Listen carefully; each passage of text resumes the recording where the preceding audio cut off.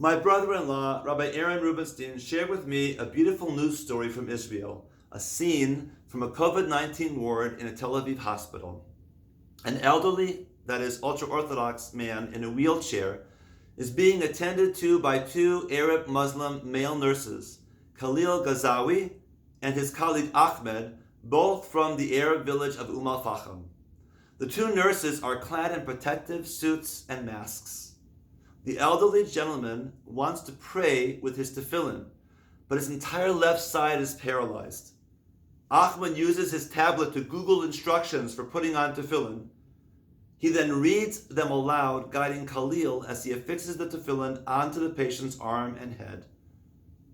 The moment was caught on a video, which went viral in Israel.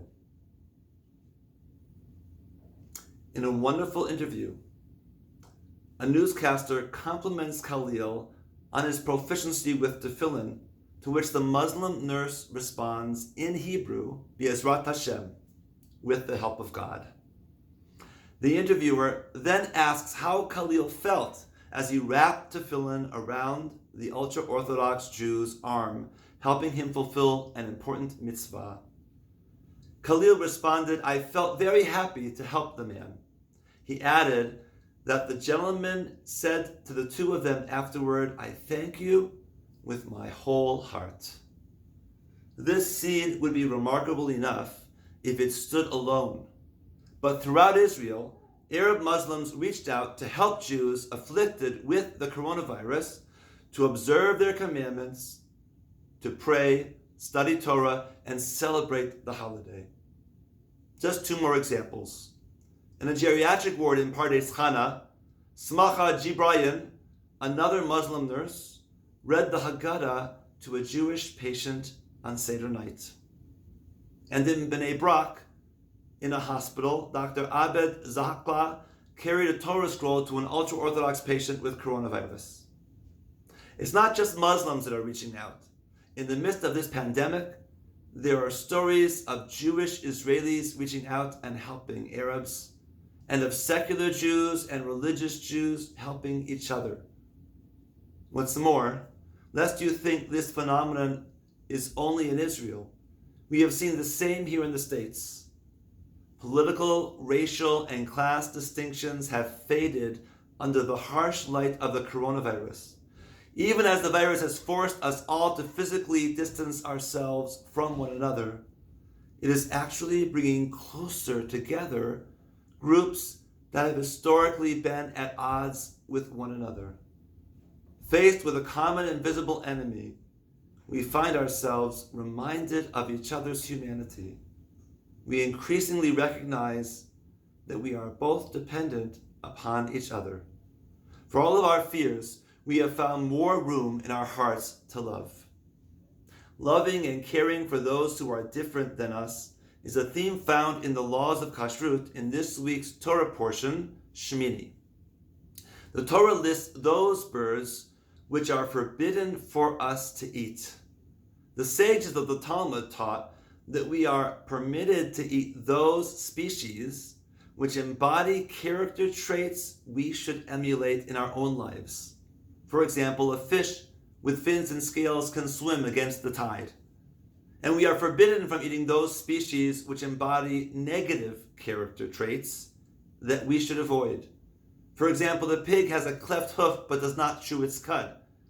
Outwardly, it looks like it is kosher, but inside it is not. Hence, it represents a lack of transparency and integrity. Among the forbidden birds listed is the chasidah, or stork.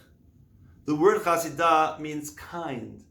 Rashi explains that the bird's chief characteristic is that if one of its flock is injured and cannot fly, another will stay behind as its companion until the injured bird is well enough to fly and rejoin the flock. This presents a dilemma.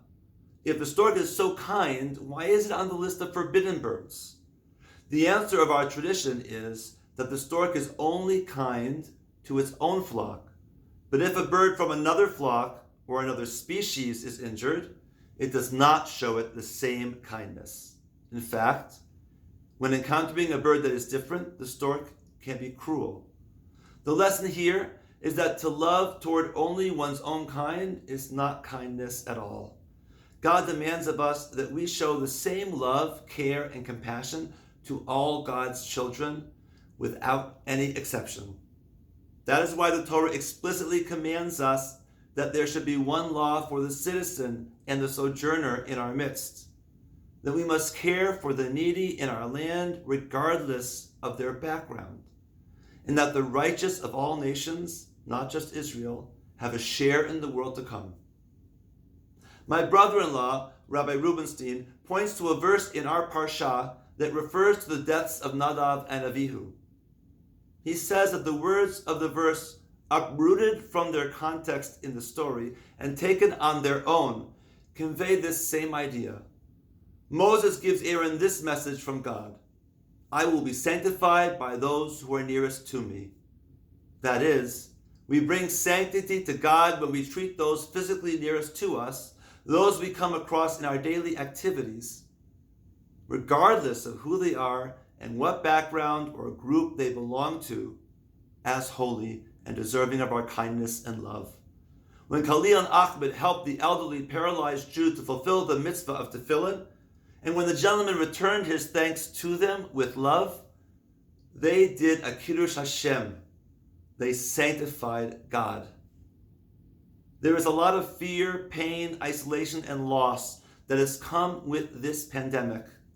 Let it be that the one redeeming outcome from this crisis will be we all learn to appreciate that we have so much more that is in common than we do that sets us apart. Let it be that the divisions fall away and humanity learns that only in our ability to express the unity of God's children in love can we make manifest in the world God's unity. Let us abstain from the false kindness of the Hasidah and embrace the true meaning of Chesed. May our ability to embrace and love each other bring the healing that our world so sorely needs.